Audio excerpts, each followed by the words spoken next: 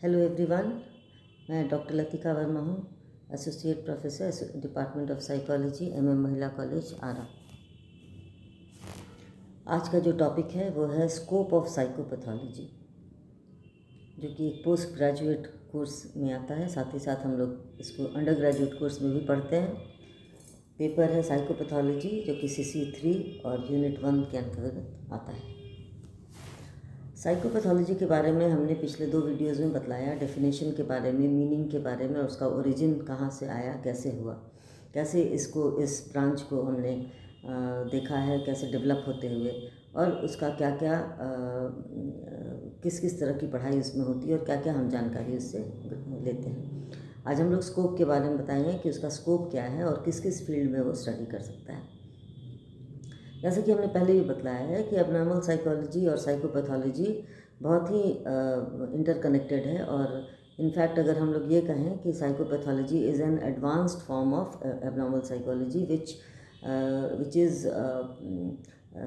Mixture of clinical psychology and abnormal psychology, जहाँ पर हम लोग क्लिनिकल साइकोलॉजी यानी कि पेशेंट्स को ट्रीट करते हैं, क्लाइंट्स को जो मेंटल इलनेस से जो ग्रसित होते हैं, जो मेंटल प्रॉब्लम्स होते हैं, साइकोपैथोलॉजिकल प्रॉब्लम्स होते हैं, उन सारे प्रॉब्लम्स को इसमें ट्रीटमेंट भी किया जाता है और उनके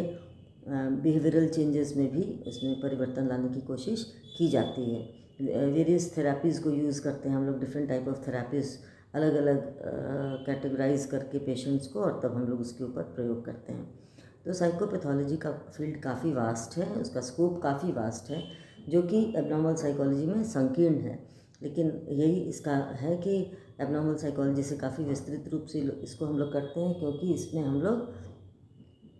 उसके ट्रीटमेंट एस्पेक्ट को भी ध्यान में देते हैं। तो psychopathology is a record of research centered on findings, concepts and diagnostic categories of phenomenological, experimental and clinical psychopathology। अभी हमने आपको बतलाया कि साइकोपैथोलॉजी एक रिकॉर्ड रखता है, यानी कि रिसर्च जब होता है, रिसर्च सेंटर्ड, यानी कि इसके द्वारा हम लोग रिसर्च कर सकते हैं ऑन फाइंडिंग्स, जो फाइंडिंग्स हमको प्राप्त होता है अपने क्लाइंट से, ऑब्जर्वेशन से, विभिन्न मेथड्स से हम लोग जो फाइंडिंग्स इकट्ठा करते हैं, कंसेप्ट्स जो बनाते हैं, और डायग्नोस्टिक कैटेगरीज ऑफ फेनोमेनोलॉजिकल, मतलब कि जिसमें जितने भी कैटेगराइज करते हैं हम लोग अकॉर्डिंग टू आवर डायग्नोसिस,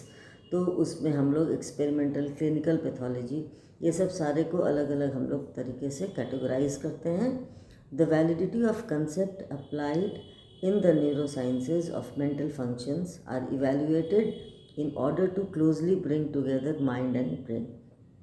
इसमें क्या होता है कि जो कंसेप्ट्स होते हैं उसको हम लोग अप्लाई करते हैं न्यूरोसाइंसेस, मेंटल फंक्शंस के न्यूरोसाइंसेस में, और फिर हम लोग उसको साथ में ले आके माइंड और ब्रेन को हम लोग स्टडी करते हैं, इवेल्युएट करते हैं कि ये कैसे हुआ और क्यों हुआ। Studies published are designed to improve and deepen the knowledge and understanding of the pathogenesis and nature of psychopathological symptoms and psychological dysfunctions। तो ये जितने भी जो साइकोलॉजिकल डिसफंक्शंस होते हैं व्यक्ति के, उनके विषय में, उनके सिम्टम्स के बारे में जानकारी लेने के बाद, उनके नेचर को समझने के बाद कि किस स्वरूप का है वो, और उसके बारे में डीप नॉलेज ग्रहण करने के बाद हम लोग किसी नतीजे पर पहुंचते हैं। Major topics of psychopathology describes between biological processes and psychological dysfunction that can help us better understand the subjects inner experience and interpersonal behaviour. इसमें ये बतलाया जा रहा है कि बायोलॉजिकल एस्पेक्ट को भी यहाँ हम लोग ध्यान देते हैं, क्योंकि जो फिज़िकल प्रोसेसेस हैं वो भी काफ़ी कुछ साइकोलॉजिकल डिसफंक्शन से एसोसिएटेड होता है कहीं ना कहीं। तो ये इसमें मेजरली हम लोग जो देखते हैं उसमें बायोलॉजिकल प्रोसेसेस को भी, और जो साइकोलॉजिकल डिसफंक्शंस होते हैं उनको भी हम लोग साथ ही साथ देखते हैं कि दोनों एक दूसरे के ऊपर इंटर रिलेटेड है। तो हम लोग ये बता सकते हैं कि उनका इनर एक्सपीरियंसेस क्या है और इंटरपर्सनल बिहेवियर क्या है, उनका जो व्यक्ति के साथ व्यवहार, या कितने व्यवहार कुशल हैं, या व्यवहार में कैसे परिवर्तन हुआ, इन सारी चीज़ों की जानकारी भी मिलती है। Phenomenological and experimental pathology, neuropsychology and neuroscience as well as developmental pathology and youth mental health contribute to this field. यानी कि इसका फील्ड इतना ज़्यादा वास्ट है कि आप देख सकते हैं कि इसमें कितने तरह के साइकोलॉजी के विभिन्न ब्रांचेस को इंक्लूड किया गया है, जिसमें न्यूरो साइंस भी है, न्यूरो साइकोलॉजी भी है, साइकोपैथोलॉजी, एक्सपेरिमेंटल साइकोपैथोलॉजी है, फिनोमेनोलॉजिकल है। तो ये सारे इतने सारे, और youth mental health contribute to the, तो इसमें क्या होता है कि जितने भी डेवलपमेंटल साइकोपैथोलॉजी होता है, जो हम लोग डेवलपमेंटल साइंस में पढ़ते हैं, डेवलपमेंटल साइकोलॉजी में हम लोग पढ़ते हैं कि कैसे बच्चा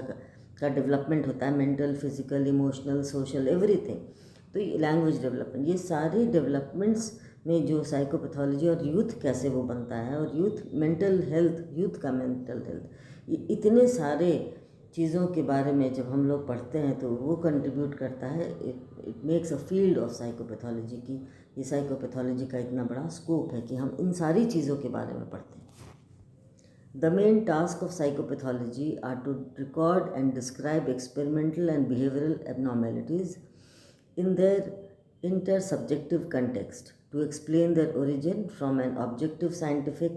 perspective, and to attempt to understand them from the subjective perspective of the patient,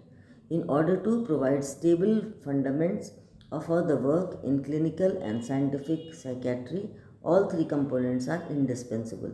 यानी कि ये सारे जो है वो क्लिनिकल साइकियाट्री के लिए, साइंटिफिक साइकियाट्री के लिए ये इंडिस्पेंसिबल है, बहुत ही इंपॉर्टेंट है ये सारी चीज़ें। The future of psychiatry hence lies in the hands of a type of psychopathology that we will call integrative psychopathology. The main task of psychopathology can only be pursued in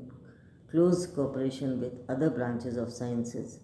interested in studying psychiatric issues, whereas contemporary psychopathology must lay the foundation for that cooperation. Integrative psychopathology must be complemented by further advancement in theoretical psychopathology so as to enable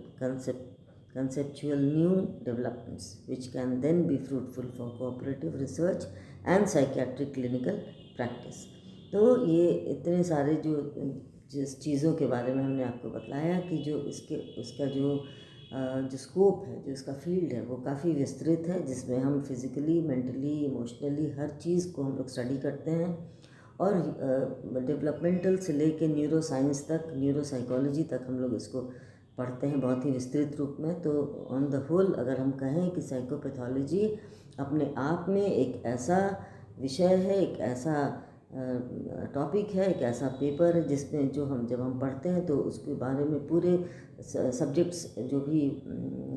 client होते हैं, जो patients होते हैं, जो व्यक्ति विशेष होते हैं, उनके बारे में जो हम लोग इन्स एंड आउट्स जानने की कोशिश करते हैं। तो चाहे वो छोटा रोग हो, चाहे वो बड़ा हो, मेजर हो, माइनर हो, जो भी मेंटल प्रॉब्लम्स हो या सिंपल पर्सनालिटी डिसऑर्डर हो, इन सारे पर्सनालिटी डिसऑर्डर्स को, एबनॉर्मल बिहेवियर को, मैल एडजस्टमेंट को, मैरिटल मैल एडजस्टमेंट, जो एवर्शंस होते हैं, जो ये सारे चीज़ों को हम लोग साइकोपैथोलॉजी में स्टडी भी करते हैं, रिसर्च भी करते हैं, और हम लोग उसका ट्रीटमेंट भी एस्पेक्ट को भी हम लोग ध्यान से रखते हैं।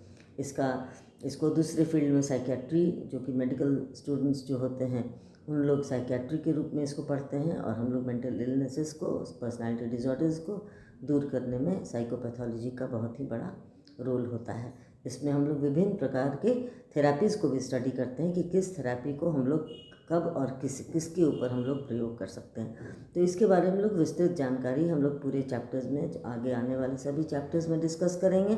फिलहाल अभी साइकोपैथोलॉजी के बारे में बस इतना ही। आशा आपको वीडियो पसंद आया होगा।